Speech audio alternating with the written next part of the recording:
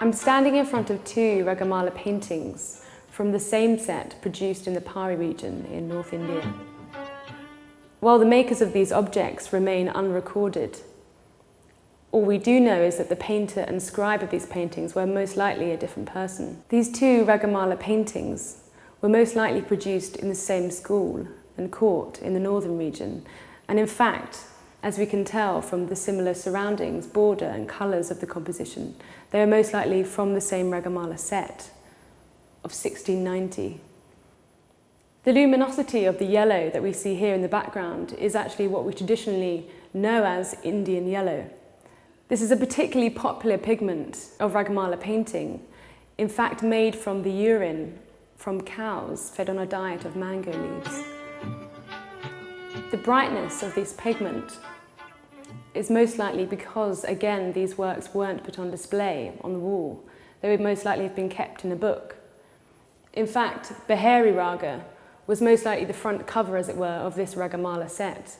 The composition of these pieces, the flat yellow background, the red frame, and the high horizon, and the large central area in the middle is typical of this particular Pari court. Here we have Bhairav Raga, the first Raga in a Ragamala set, in fact, the front cover of a Ragamala book. Here we have Shiva, mounted on his sacred Nandi, his bull, the vehicle in which he travels. We can see here his body is covered in blue ash, and he is carrying his two main attributes, his red skull cap and trident. Here we have two male figures sitting on a rug, which is in fact horizontal to the plane. They are in fact not portraits, but characterizations of a general male figure that you would find in many Ragamala paintings. As you can see, they are holding hands, perhaps in prayer or devotion for their god.